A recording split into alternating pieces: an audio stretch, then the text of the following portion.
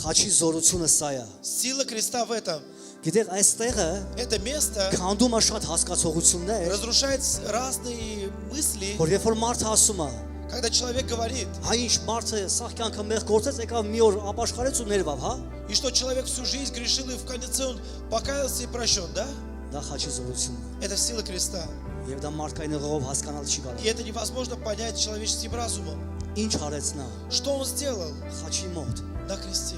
խոստովանեց։ Он исповедал. Ասես թե ես մեղավոր եմ։ Он говорит: Господь, я Ես не прав. արժանի պատիժ եմ ստանում։ Я достойно получаю свое Ինչ որ իմ наказание. կյանքի մեջ կա, То, что есть в моей жизни, իմ խելքից է եղել։ это исходя из моего Դու ստե ума. մեղավոր չես, տե։ Ты не виноват здесь, Господь. Բայց խնդրում եմ, Но прошу, հիշի իմ մասին էլի։ вспомни обо мне, пожалуйста. Եվ հենց նույն ժամին ինքը ներումը ստացա։ И в тот же час Ну и он ропей. получил прощение, в ту же секунду, минуту. Սենես խաչի մոտ ներում կա։ У креста есть Խաչի прощение. մոտ ազատություն կա։ И есть свобода у креста. Խաչի մոտ բժշկություն կա։ И у креста есть исцеление. Խաչը քեզ չի դատապարտում։ И крест тебя не осуждает. Խաչը հանում է դատապարտությունը քո վրայից։ Крест, он выносит осуждение с себя.